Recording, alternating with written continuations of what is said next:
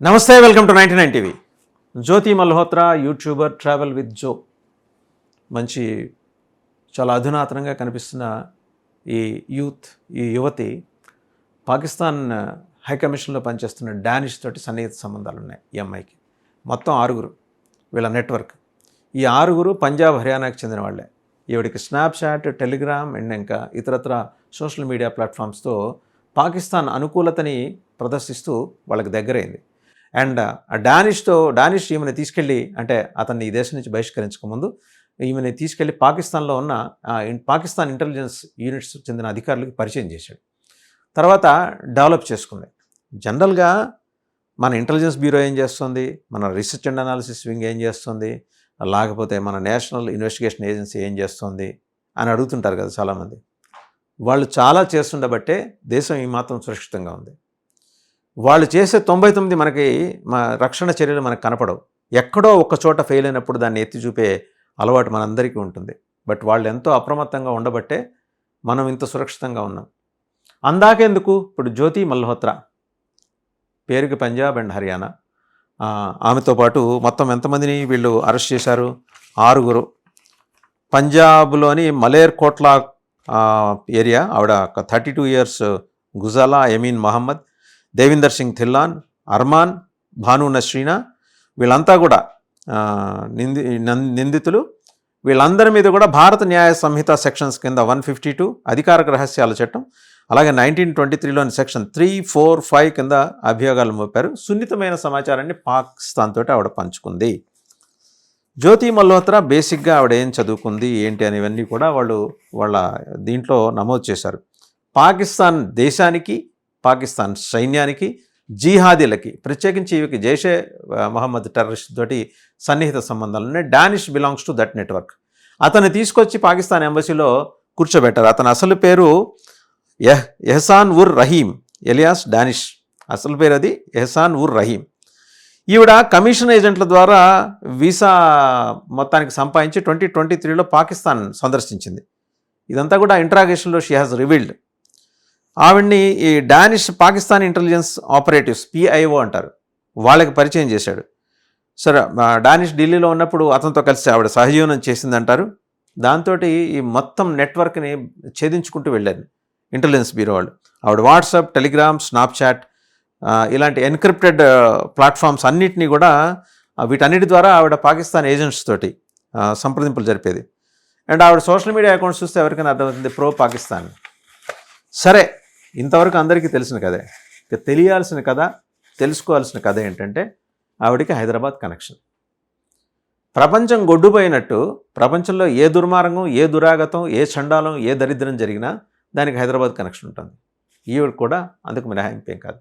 ఆ డానిష్ అసలు పేరు ఎహసాన్ ఉర్ రహీంకి హైదరాబాద్ మల్లేపల్లిలో బంధువులు ఉన్నారట. బంధువులంటే ఆత్మబంధువులేం కాదండి.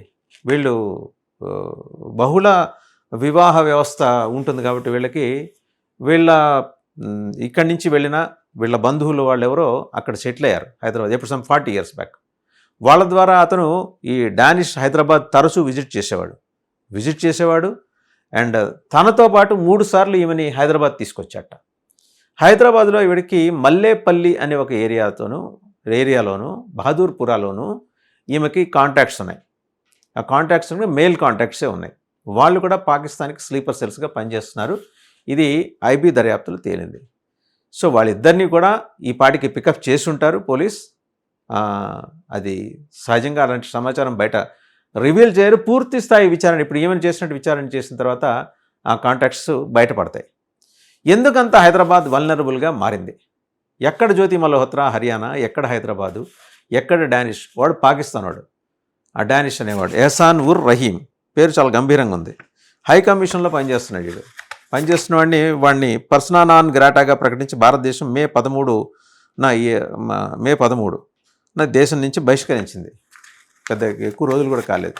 వాడిని బహిష్కరించే ముందు వాడి దగ్గర నుంచి సేకరించిన సమాచారం ప్రకారం ఈమె లింక్ ఎస్టాబ్లిష్ అయింది. ఈమె లింక్ని ఈమె వాట్సాప్, ఈమె స్నాప్చాట్ ద్వారా మొత్తం బయటకు వివరాలన్నీ వచ్చినాయంటే, సో ఎన్క్రిప్టెడ్ అయినప్పటికీ మరి ఇంటెలిజెన్స్ తలుచుకుంటే ఛేదించగలరు. సో ఈ మల్లేపల్లిలో ఉన్న వ్యక్తి ఎవరు, అలాగే బహదూర్పురాలో ఉన్న కుటుంబం ఎవరు, బహదూర్పురాలో ఒక కుటుంబంతో, అది కూడా ఏంటంటే స్లీపర్ సెల్స్ లాగా పనిచేస్తున్న కుటుంబమే స్లీపర్ సెల్స్ అక్కడ.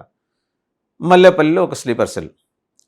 అతను కూడా కేవలం ఇది పాస్పోర్ట్ ఇప్పించడం, సర్టిఫికెట్ ఇప్పించడం ఇలాంటి దాంట్లో ఇన్వాల్వ్ అయి ఉన్నట్ట. ఎక్కువ సికింద్రాబాద్ పాస్పోర్ట్ ఆఫీస్ దగ్గర కనిపిస్తూ ఉంటాట, లేకపోతే షేక్పేట్లో ఉన్న ఈ ఇంకొక రీజనల్ పాస్పోర్ట్ సెంటర్ ఒకటి ఉంది అక్కడ, లేకపోతే బేగంపేటలో, ఎక్కడ ఈ 3 చోట్ల అతను కనిపిస్తూ ఉంటాట. మరి ఇదంతా ఈ సమాచారం అంతా కూడా ఏంటంటే వాళ్ళు ఇక్కడ హైదరాబాద్లో ఉన్న United states consulate, USA consulate ఉంది, యుఎస్ కాన్సులేట్, ఆ కాన్సులేట్ ద్వారా సేకరించారు. ఈవిడ ఎవరెవరితోటైతే కాంటాక్ట్స్ తీసుకుందో. దరిద్రం ఏంటంటే ఆ యునైటెడ్ స్టేట్స్ కాన్సులేట్లోకి లోపలికి వెళ్ళాలంటే రకరకాల భద్రతా వ్యవస్థలను దాటుకుంటూ వెళ్ళాలి, చాలా భద్రతా వ్యవస్థలను దాటుకుంటూ వెళ్ళాలి. ఆ లోపలికి వెళ్ళిన తర్వాత చాలా పకడ్బందీగా వాళ్ళు అన్నీ చెక్ చేసి ఎగ్జామిన్ చేసి పాస్పోర్ట్లు ఇస్తుంటారు. అలాంటి యుఎస్ పాస్పోర్ట్లు పొందిన వాళ్ళే ఇప్పుడు మల్లేపల్లిలో ఉన్నవాళ్ళు, బహదూర్పురాలో ఉన్నవాళ్ళు, వాళ్ళతోటి ఈమెకు జ్యోతి మల్హోత్రాకి సంబంధాలు. వాళ్ళు ఒరిజినల్గా పాకిస్తాన్ నుంచి, బంగ్లాదేశ్ నుంచి మైగ్రేట్ అయ్యి వచ్చినాయి ఆ 2 కుటుంబాల వాళ్ళు, ఇటు మల్లేపల్లి కావచ్చు, అటు బహదూర్పురా కావచ్చు.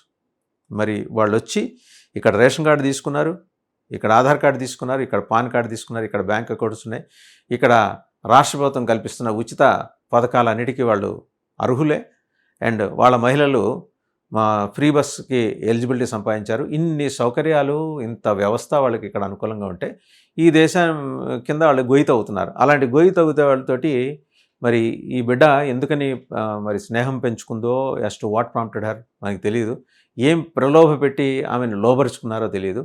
మొత్తానికి ఆవిడ ఎస్టాబ్లిష్ అయింది. ఈ హైదరాబాద్ కనెక్షన్ని కనుక ఇది బ్రేక్ చేయగలిగితే కనుక బ్యూటిఫుల్ రిజల్ట్స్. మొత్తం జ్యోతి మల్హోత్రా పుణ్యమాని కొన్ని వందల మంది స్లీపర్ సెల్స్ జాతకాలు ఈరోజు ఐబీ చేతిలోకి వస్తాయి. ఇప్పటికే ఉన్నాయి, కాకపోతే IB will wait for certain things to happen. అంటే ఏదో విధ్వంసం జరగాలని కాదు, వాళ్ళు ఈ నేరాలకి పాల్పడే అంతర్జాతీయ ఉగ్రవాదులకి సంబంధించిన ఈ స్లీపర్ సెల్స్ వాళ్ళ యాక్టివిటీస్ ఏంటి, వాళ్ళు ఎవరెవరిని కలుస్తున్నారు, ఎప్పుడెప్పుడు కలుస్తున్నారు, ఎక్కడెక్కడ కలుస్తున్నారు, వాళ్ళ మధ్య జరిగే సంభాషణలు ఏంటి, వీటన్నిటి మీద నిఘా వ్యవస్థ ఉంది. చిన్న బంగ్లాదేశ్ పక్కన గట్టిగా అరిస్తే చచ్చిపోయే బంగ్లాదేశ్ కూడా నిఘా వ్యవస్థని కలకత్తాలో పెట్టుకుంటే, మొన్న ఓ బిచ్చగాడు రూపంలో తిరుగుతున్న వాళ్ళ ఇంటెలిజెన్స్ ఆఫీసర్ని కలకత్తాలో నేషనల్ ఇన్వెస్టిగేషన్ ఏజెన్సీ అధికారులు అరెస్ట్ చేశారు. ఆ విజువల్ కూడా మనం చూసాం ఇంతకుముందు, ఇప్పుడు కూడా చూడొచ్చు కావాలంటే. సో అలాగే ఇంకో క్లరిక్ బంగ్లాదేశ్ నుంచి వచ్చి కలకత్తాలో నేను సూసైడ్ బాంబర్స్ని, ముస్లిం క్లరిక్ అంటే ఆ ప్రవక్త అంటారు, వచ్చి సూసైడ్ బాంబర్స్తో సహా నేను కలకత్తాలో దిగి సిటీని పేల్చుకుంటూ వెళ్తా అన్నాడు. అమ్మ మహాతల్లి మమతా బెనర్జీ, కలకత్తా కాళీ మా అమ్మవారు, ఆవిడ శక్తిపీఠాలు ఉన్నాయి అక్కడ వెస్ట్ బెంగాల్లో. మీరేంటి పాకిస్తాన్కి అనుకూలంగా మీరు నిర్ణయాలు తీసుకొని రోహింగ్యాలను అనుమతిస్తారు, ఈ ఫేకిస్తాన్ గాళ్ళని అనుమతిస్తారు, పాకిస్తాన్ కాదు ఫేకిస్తాన్ గాళ్ళని మీరు అనుమతిస్తారు. ఇలాంటి చండాలాలన్నీ భారతదేశం మీద నెత్తిన రుద్ది మీకు ఏమైనా ఆఫర్ ఇచ్చాడా మహమ్మద్ యూనస్, లేకపోతే జీపింగ్, లేకపోతే సయ్యద్ ఆసిమ్ మునీర్? మనకు ఒకవేళ బంగ్లాదేశ్ని బంగ్లాదేశ్లో మీరు విలీనమైతే కనుక మిమ్మల్ని బంగ్లాదేశ్ ప్రధానమంత్రిగా చేస్తారని మీకు అలాంటి ఆశలు ఏమైనా ఉన్నాయా? ఉంటే చెప్పేయండి. నెటిజన్స్ అడుగుతున్నారు. సోషల్ మీడియా ఇవాళ రేపు మిమ్మల్ని ఊరుకోవట్లేదు. మీరు రబ్బరు చెప్పులు వేసుకొని పార్లమెంట్కి వచ్చి రైల్వే బడ్జెట్ ప్రవేశపెట్టారని చెప్పేది గతం, చరిత్ర. ఇవాళ మాకు గతం అక్కర్లా, చరిత్ర అక్కర్లా, మా వర్తమానం గురించి మాట్లాడుకుంటాం. నీలాంటి వాళ్ళు ముఖ్యమంత్రులుగా ఉంటే ఇలాంటి వాళ్ళు చెలరేగిపోతారు. ఈ వెస్ట్ బెంగాల్లో వచ్చి అక్కడి నుంచి ఉగ్రవాదాన్ని పంపు చేయడానికి చైనా, పాకిస్తాన్ ప్రయత్నాలు చేస్తూ మీ సిలిగురి పక్కనే, చికెన్ నెక్ పక్కనే వాళ్ళొక ఎయిర్పోర్ట్ నిర్మించాలనుకుంటున్నారు. దానికి ఎయిర్ బేస్ యూనివర్సిటీ అని పేరు పెడతారట. ఇదంతా కూడా ఏంటంటే చైనా పన్నాగం, నీకు తెలిసే జరుగుతుంది. సరే, కమింగ్ టు పాయింట్, జ్యోతి మల్హోత్రా, ఈవిడికి హైదరాబాద్కి ఉన్న కనెక్షన్ ఏంటి చెప్పాం, మల్లేపల్లి, బహదూర్పురా. ఇక మిగిలింది ఏంటంటే లోకల్ పోలీస్ ఎట్టి పరిస్థితుల్లో ఐబీకి సహకరించరు, రాకి కూడా సహకరించరు, ఎన్ఐఏకి సహకరించరు. అండ్ రా, IB and NIA they have to go by their own means, వాళ్ళంతా వాళ్ళు తయారు చేసుకోవాల్సిందే. బట్ ఇంతవరకు ఛేదించగలిగారు ఈ హైదరాబాద్ కనెక్షన్ వరకు. జ్యోతి మల్హోత్రా, అమ్మ నువ్వు ఈ దేశంలో పుట్టావు, ఈ దేశం నిన్ను పెంచింది, నీకు ఏమైనా చదువుకుంటే చదువు ఇచ్చింది, నీకు ఇన్ని పరిచయాలు ఇచ్చింది, సోషల్ మీడియాలో ఫ్రెండ్షిప్లు ఇచ్చింది. ఈ దేశానికి మాత్రం నువ్వేమిచ్చావు? డానిష్ని ఇచ్చావు.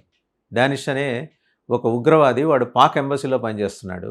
వాడిని మన మే 11న దేశం పంపించేసింది పాకిస్తాన్. వాడితో నీకు సహజీవనం, అలాగే వాడితో కలిసి ప్రయాణం చేయటం. ఇవాళ నీలాంటి వాళ్ళు కదా, నీలాంటి వాళ్ళ వల్ల కదా మా దేశానికి అప్రతిష్ట. పేరు చూస్తే మరి నువ్వు చూడబోతే నువ్వైతే డానిష్ మత ధర్మానికి చెందిన దానివైతే కాదు. ఈ పాటికి మార్చేస్తుంటారు నాకు తెలిసి నీ పేరు, ఏ బేగంగానో మార్చేస్తుంటారు. మార్చేసి ఇప్పుడు అరెస్ట్ అయ్యావు కాబట్టి ఇంకా ఆ పేరు మీద నీకు పాస్పోర్ట్ రాలేదు. ఒకవేళ ఉందేమో తెలియదు అది కూడా. సో నీ కథ, నీ కమామీషు, నీ వ్యవహారం తేల్చడానికి ఎన్ఐఏ రంగంలోకి దిగింది, తాట తీస్తుంది.